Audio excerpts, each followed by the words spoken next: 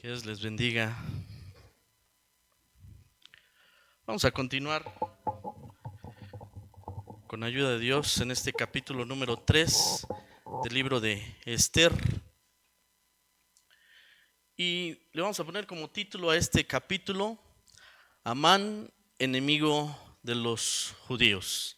Se presta este capítulo o este libro más bien, para hacer así varias cosas y que nos ayuden precisamente a tener presente la palabra.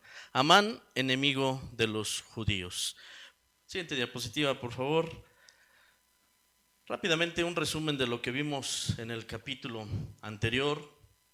Veíamos que Mardoqueo es un judío que salió cautivo de Jerusalén, ¿verdad?, por mano de Nabucodonosor, que adoptó a su prima Esther, también llamada Hadasa, cuando sus padres murieron.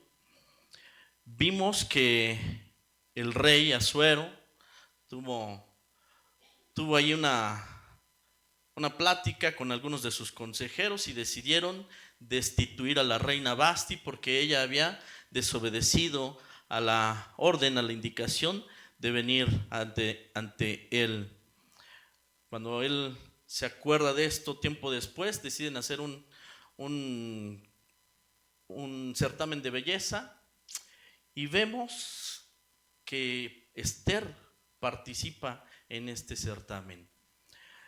Esther es preparada por un año con tratamientos de belleza, hasta el día que le tocó estar delante del rey. Dice la Biblia que el rey Asuero se enamoró de ella, la amó más que a todas las demás mujeres, así que la nombró reina, y dice la palabra que hizo un gran banquete, ¿verdad?, en su nombre, y así se llama, el banquete de Esther. Bueno, al final del capítulo 2 nos dice que Mardoqueo escuchó una conspiración para matar al rey. Él reportó esto a Esther, Esther a su vez lo reportó al rey Asuero, se investigó el asunto y se le dio muerte a estos hombres. No se hizo nada con Mardoqueo, pero el asunto sí quedó grabado, ¿verdad?, ahí en los libros de las crónicas. Ahí nos quedamos en el capítulo 2, ¿verdad?, de este libro de Esther. Vamos a la siguiente diapositiva. Vamos a comenzar. Ahora va a aparecer en escena Amán. Ya vimos un poquito de este hombre, pero vamos a ver ahora unos detalles muy interesantes que van a llamar nuestra atención. Hermanos, vamos a leerlo. Capítulo 3 del libro de Esther, versículo 1. Vamos a leerlo todos. Capítulo 3, libro de Esther, versículo 1.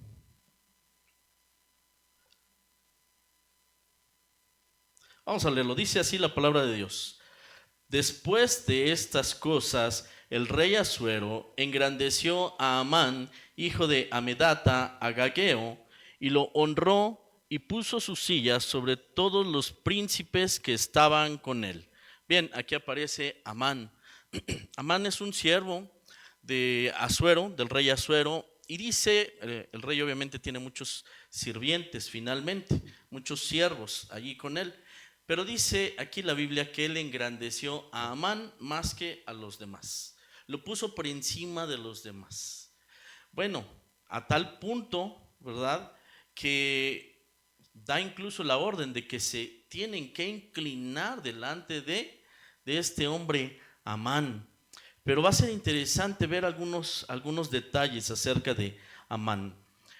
Este texto que leímos dice: Amán, hijo de Amedata, agageo.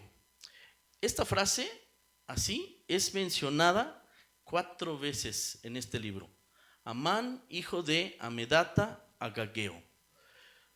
Ya sabemos, cuando Dios nos dice una cosa, tenemos que poner atención, pero si nos lo repite, mucha más atención. Algo está queriendo mostrarnos allí.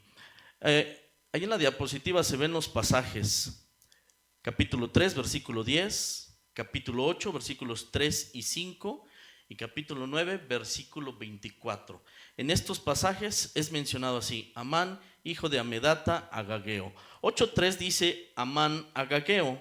Los demás siguen diciendo Amán, hijo de Amedata, Agageo. ¿Quién es? ¿Quién es Amán?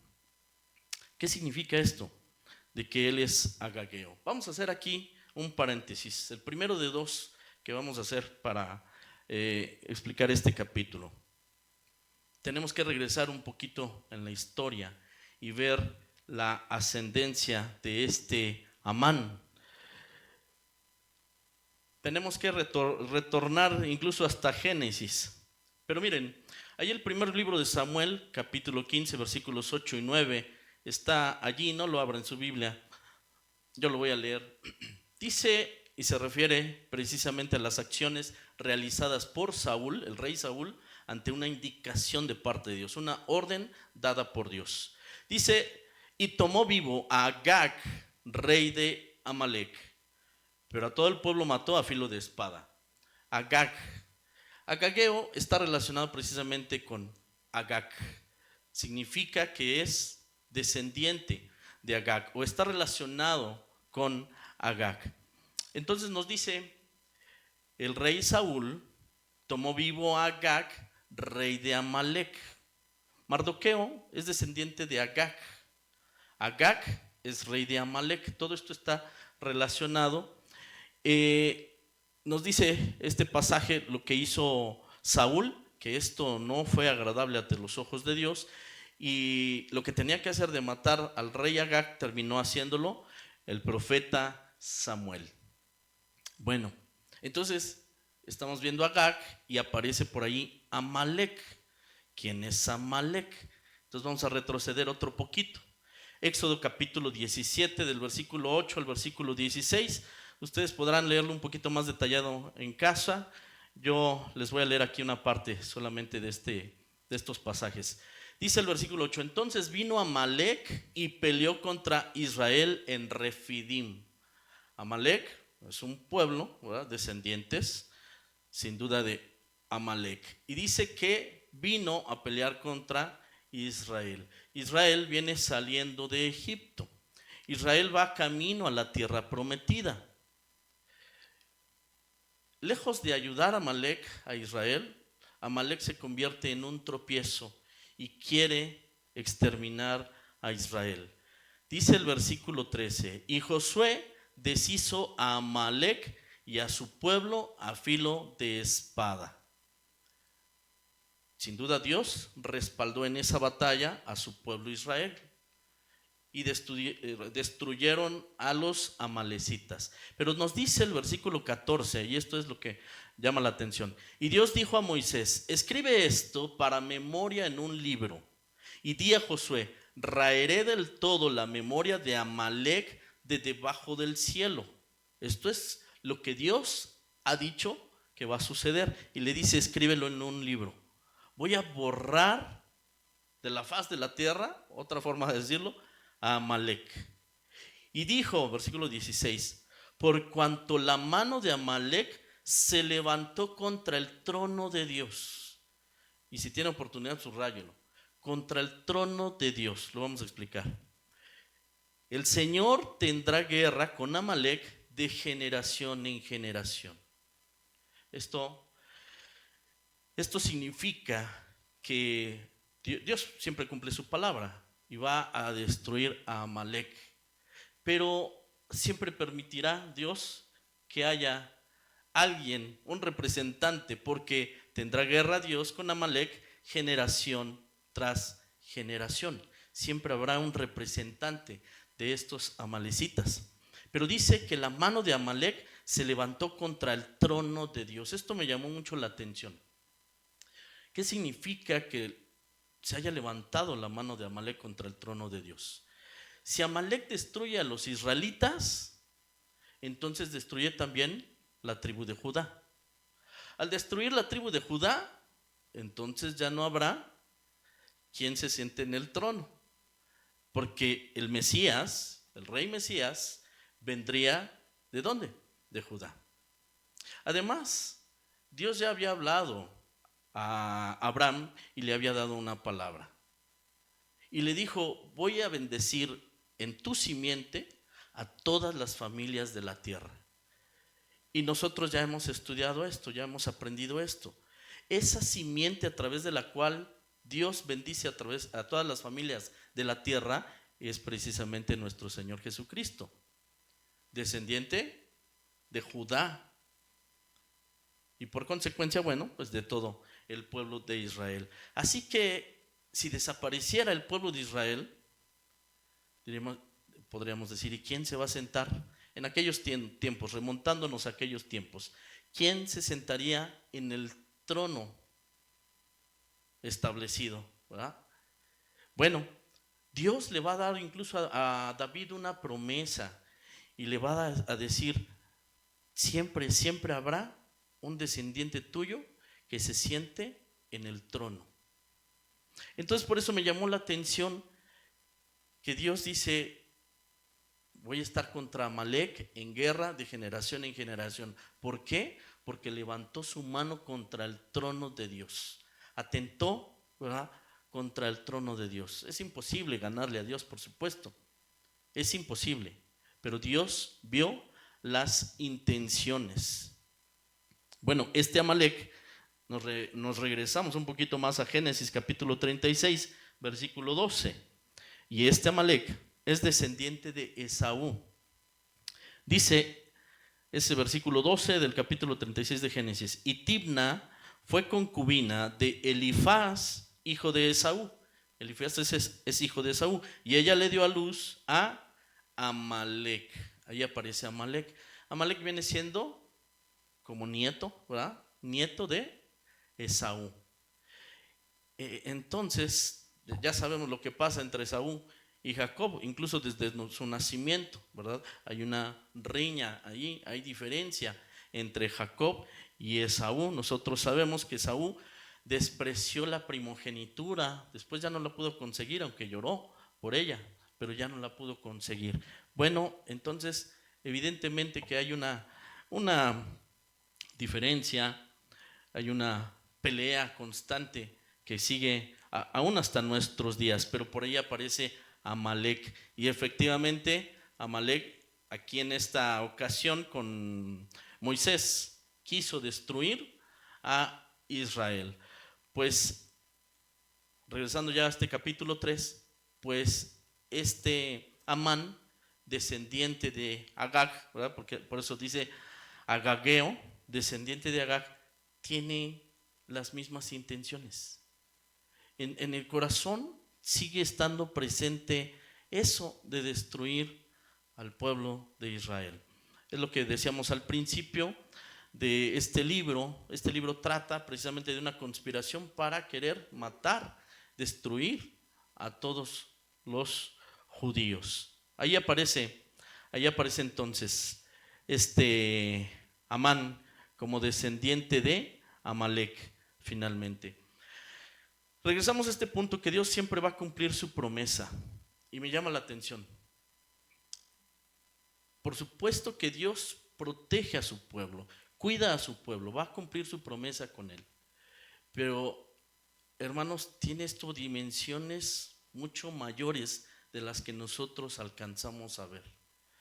Porque por eso tiene que ver con el trono de Dios, por eso es mencionado el trono de Dios. Bendecimos a Dios porque Dios tiene cuidado de su pueblo, ¿no? En nuestras vidas hemos experimentado eso. Pero hermanos, eso es una partecita de un plan mucho mayor que tiene Dios. Y al poder conocer esto, necesitamos darle gracias a Dios por incluirnos en sus planes, por permitirnos ser parte de sus planes. Se ha hablado antes y se ha dicho, no se trata de que nosotros incluyamos a Dios en nuestros planes, que nuestro pensamiento deje de ser ese, o nuestra práctica deje de ser esa, incluir a Dios en nuestros planes. Más bien, pues hablemos con Dios y démonos cuenta que estamos incluidos más bien en los planes de Dios. Estamos en un proyecto mucho más grande, del que no alcanzamos seguramente a ver todo. Vemos una partecita, lo que Dios nos permite ver, pero por supuesto que estamos en un plan mucho mejor. Y miramos, hermanos, hacia el futuro, y el futuro para nosotros es la eternidad con el Señor Jesucristo. Miramos hacia el futuro y nuestro futuro es la eternidad. Así que bueno, vamos a cerrar este paréntesis. Ya sabemos de dónde proviene Agag y por qué estas malas intenciones. Siguiente diapositiva, por favor. Vamos a leerlos todos, el versículo 2, hermanos. Tengan presente ahí su Biblia. Versículo 2, leemos todos juntos, dice: y todos los siervos del rey que estaban a la puerta del rey se arrodillaban y se inclinaban ante Amán, porque así lo había mandado el rey. Pero Mardoqueo ni se arrodillaba ni se humillaba. Bien, Mardoqueo entonces también era siervo, de alguna manera, de Asuero. Por eso también le tocaba estar cerca, ¿verdad?, de todos los demás siervos. Y si Amán había sido puesto por encima de los demás, pues la orden también era para Mardoqueo. La orden de inclinarse, de arrodillarse, humillarse aquí, delante de Amán, pues también era para Mardoqueo, pero Mardoqueo no lo hacía. ¿Por qué no lo hacía? ¿Era por rebeldía? Ya se acerca una lección, yo creo muy esperada por muchos en el estudio de autoridad espiritual, que habla precisamente en qué momento no nos sujetamos a una autoridad.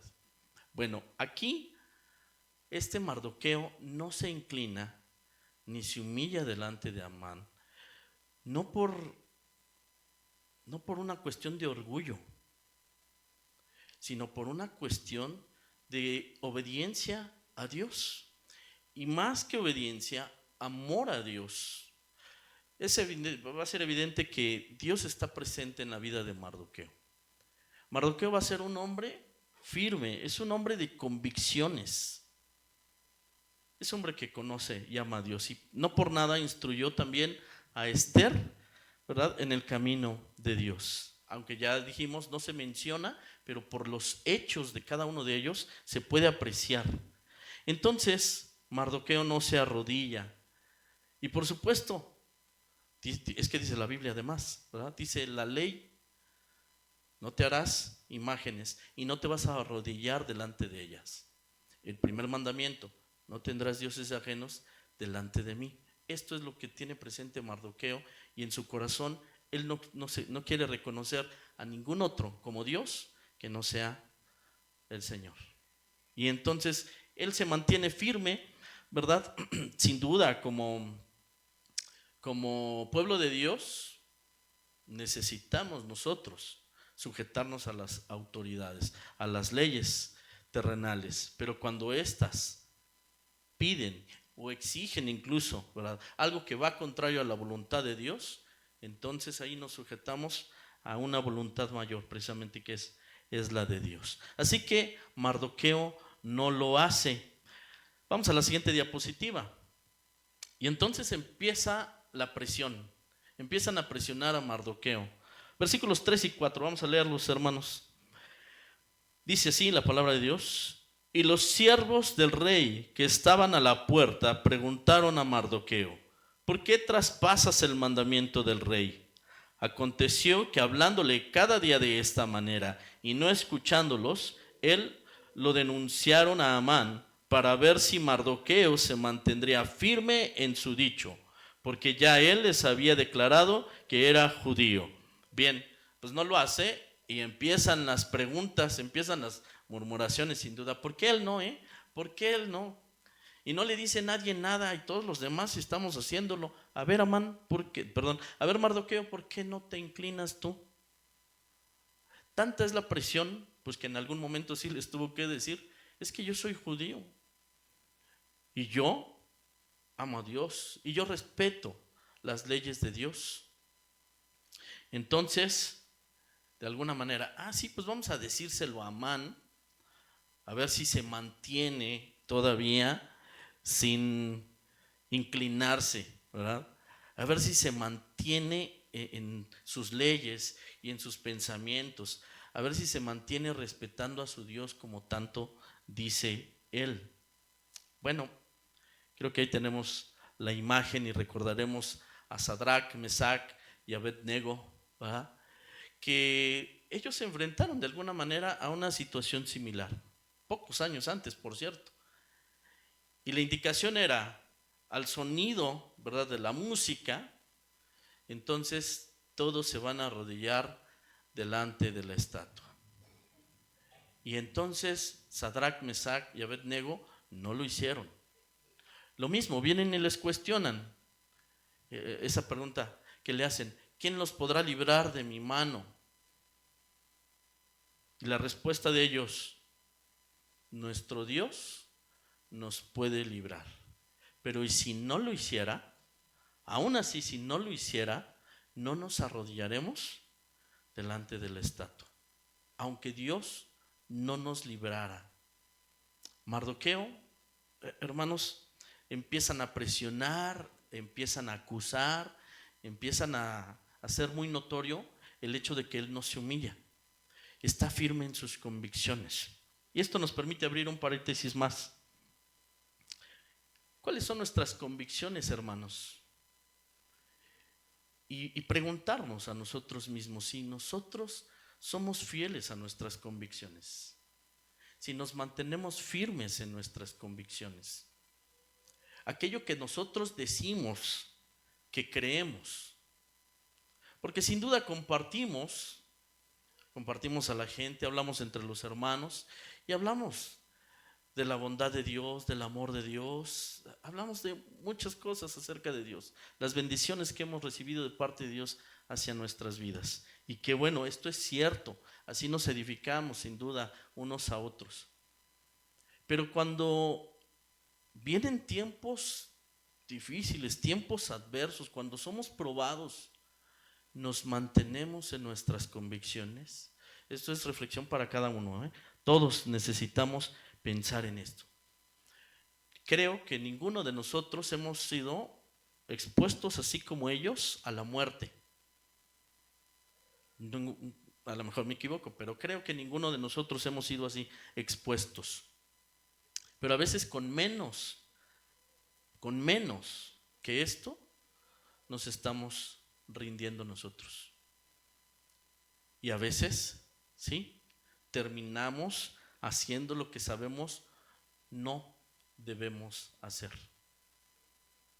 Y creo que entonces, ¿qué pasaría cuando fuéramos enfrentados a la muerte? ¿Qué haríamos nosotros si fuéramos enfrentados a la muerte? Hoy no nos hemos enfrentado hasta la sangre, ¿verdad? Hoy no, lo dice la palabra.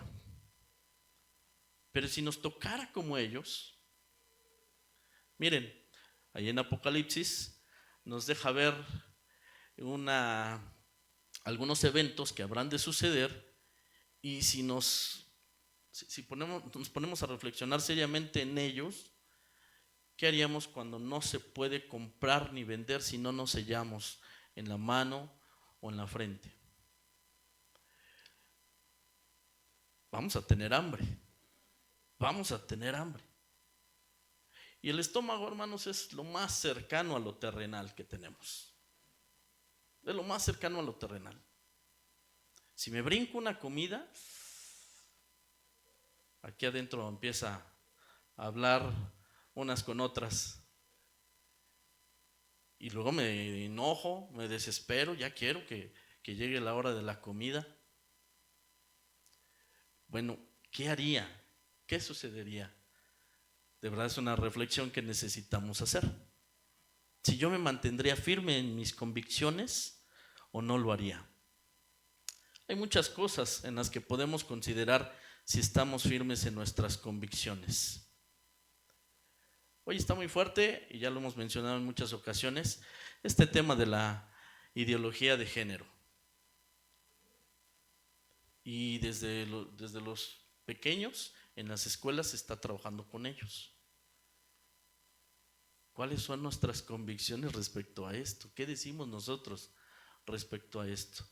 Por ahí hay un comercial en donde hay un joven, ¿verdad?, un adolescente que está maquillado, está pintado, parece que está escuchando música, de repente entra su papá y se sorprenden uno y el otro.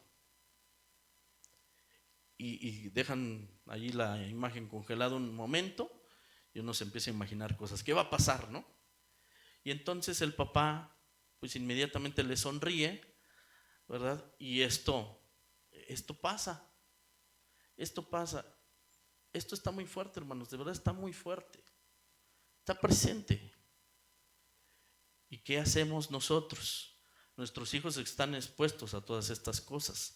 Desde casa necesitamos trabajarlo, pero somos los primeros en que necesitamos tener bien firmes nuestras convicciones. ¿Qué haremos nosotros? ¿Qué decimos respecto al aborto?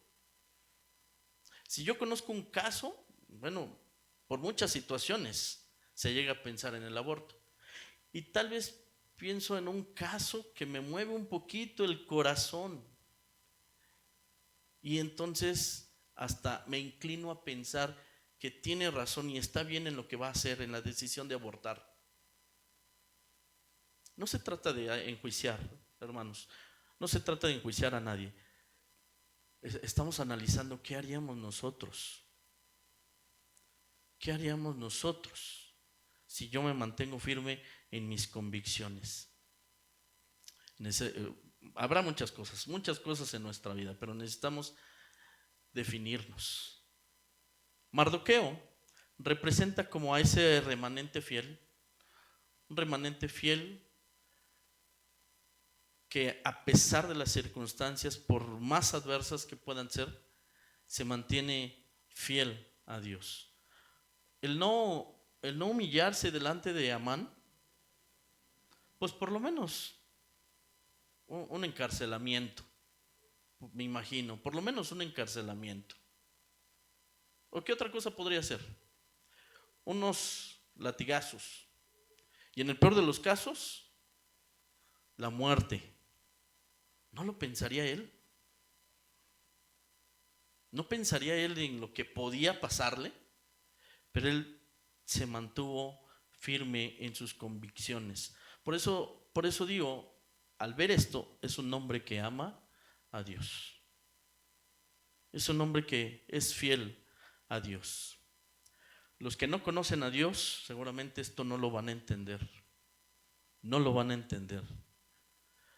Por eso le preguntan, bueno, ¿tú por qué no lo haces? ¿Qué te cuesta hacerlo? ¿Qué te cuesta? Bueno, porque no conocen a Dios y porque no entienden. Y por eso no están de acuerdo. Por eso tratan de intimidarlo, acusándolo. Y si van realmente con Amán. Vamos a la siguiente diapositiva.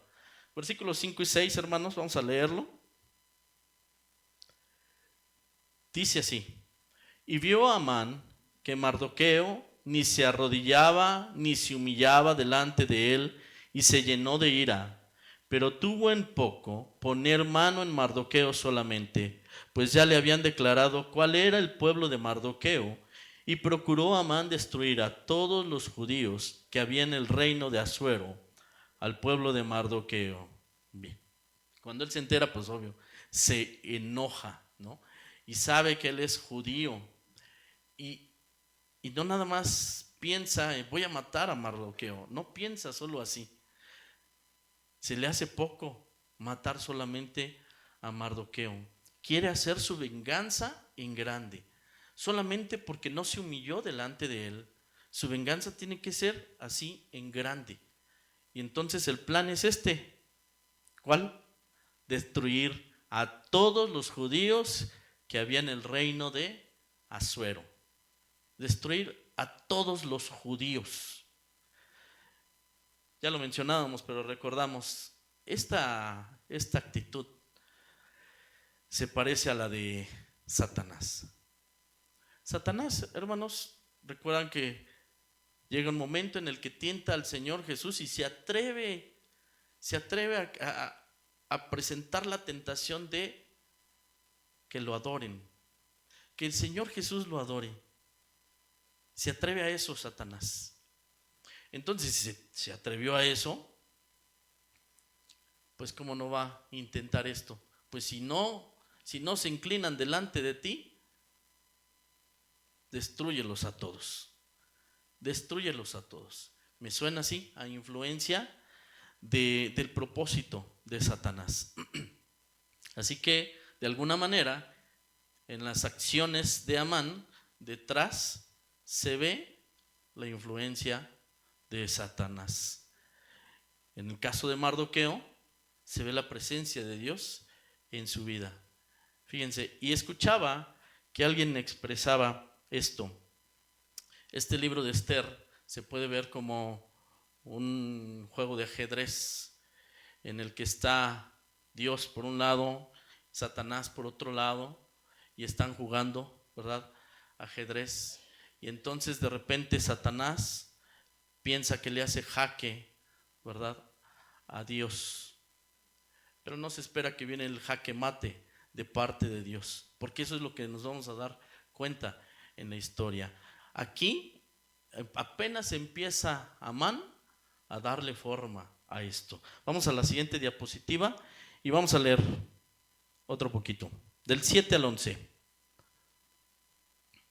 Todos, hermanos, dice así: en el mes primero, que es el mes de Nisán, en el año 12º del rey Asuero, fue echada Pur, esto es, la suerte, delante de Amán, suerte para cada día y cada mes del año. Y salió el mes 12º, que es el mes de Adar.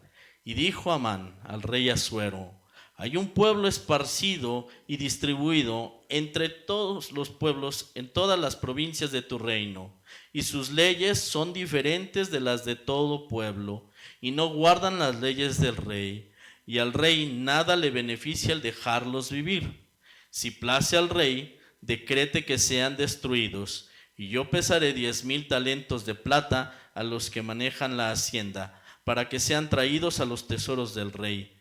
Entonces el rey quitó el anillo de su mano y lo dio a Amán, hijo de Amedata, agageo, enemigo de los judíos, y le dijo: la plata que ofreces sea para ti, y asimismo el pueblo, para que hagas de él lo que bien te pareciere.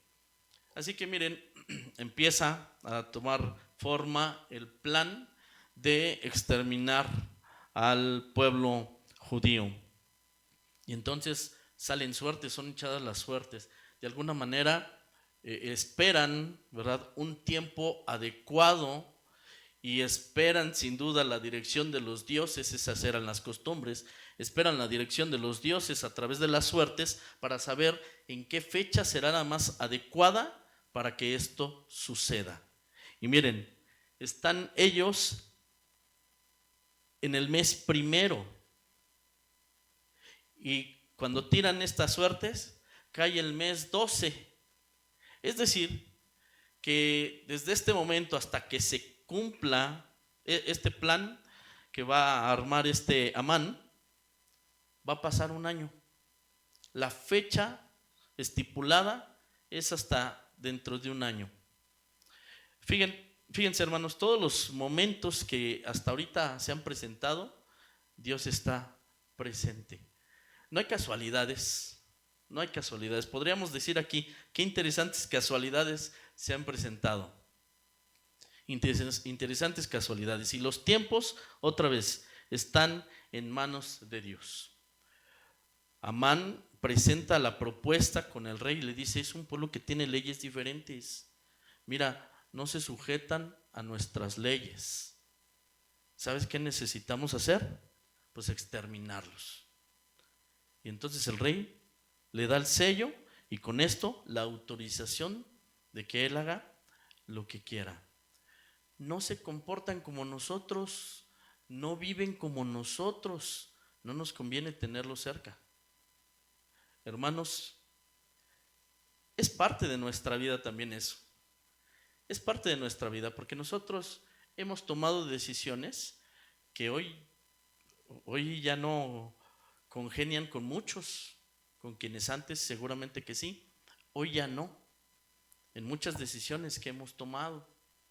Y eso en muchos casos causó distanciamiento, en otros casos fue burla, fue por supuesto rechazo, como va a tocar aquí. Este pueblo es rechazado y no es la única vez, ¿no? Muchas otras ocasiones le ha pasado al pueblo de Israel, pero también al pueblo de Dios, a nosotros como cristianos. A través de la historia ha habido persecuciones también hacia los cristianos. Y eso es precisamente porque nosotros hoy vivimos de una manera diferente al resto del mundo. Ya no vivimos con la corriente de este mundo. Y constantemente somos exhortados de parte de Dios a no vivir en la corriente de este mundo, a vivir de manera diferente.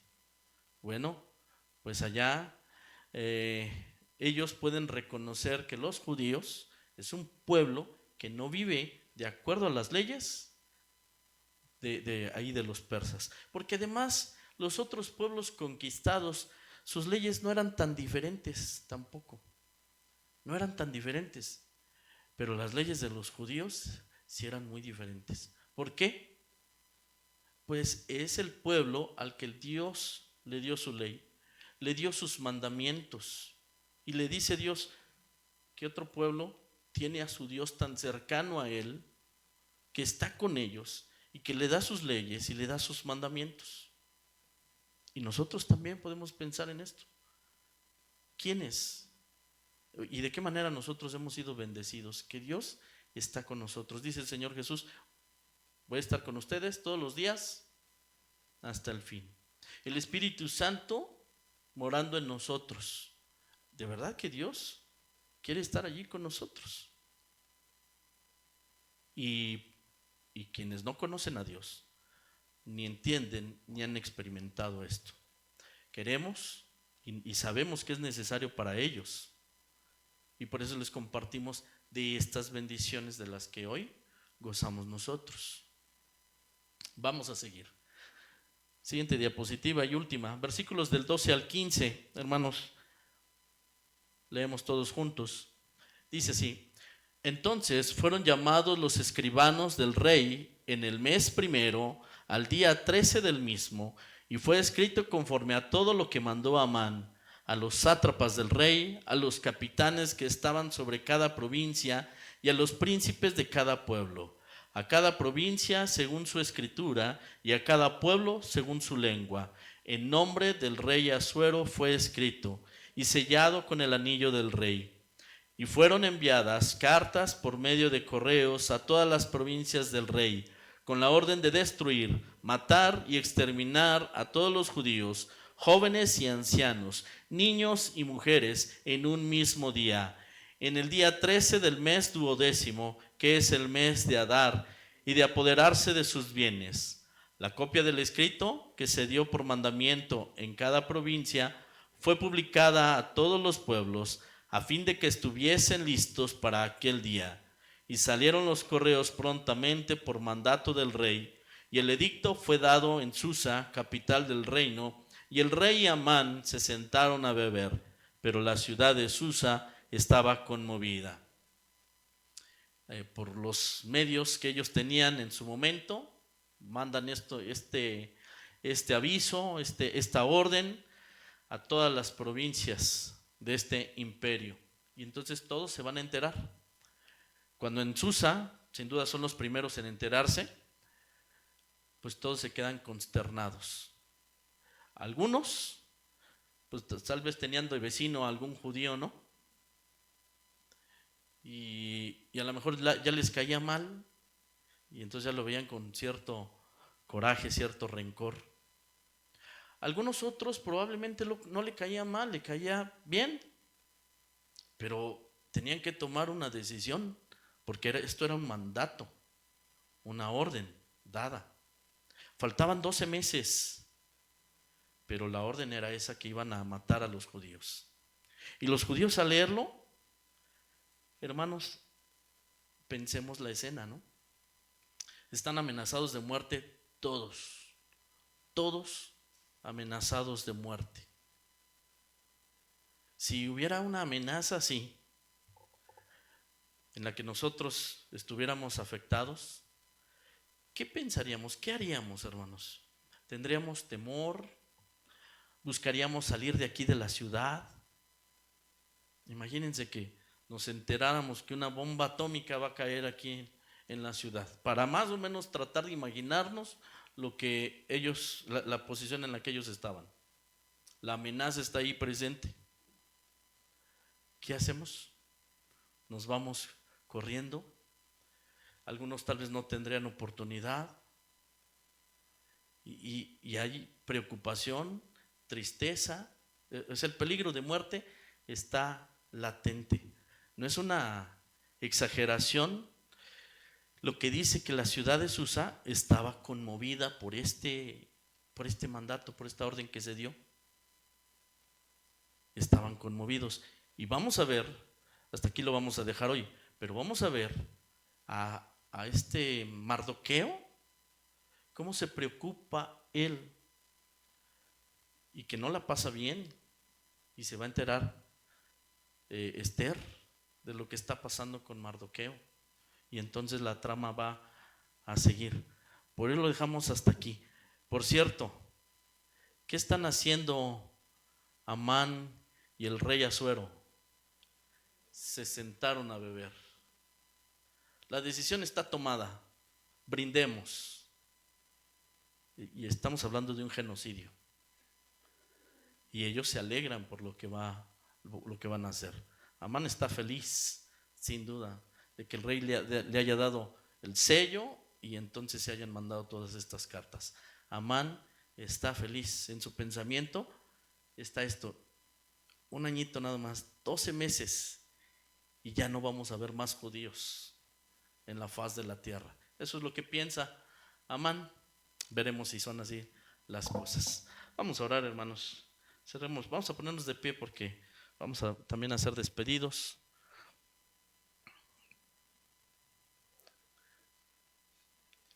Oremos.